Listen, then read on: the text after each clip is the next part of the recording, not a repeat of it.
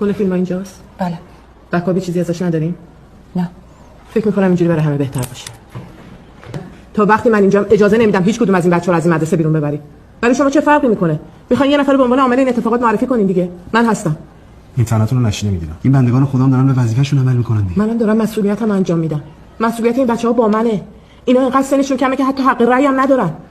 اگه خطا اشتباهی هم میکنن کمکاری از منه. منم مسئولیت کار خودم رو به عهده میگیرم.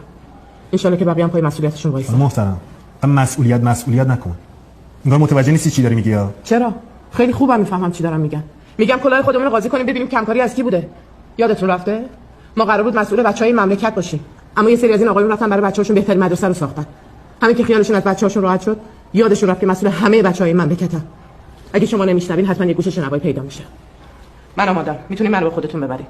جای بچه‌ها تو مدرسه است، نه جای دیگه.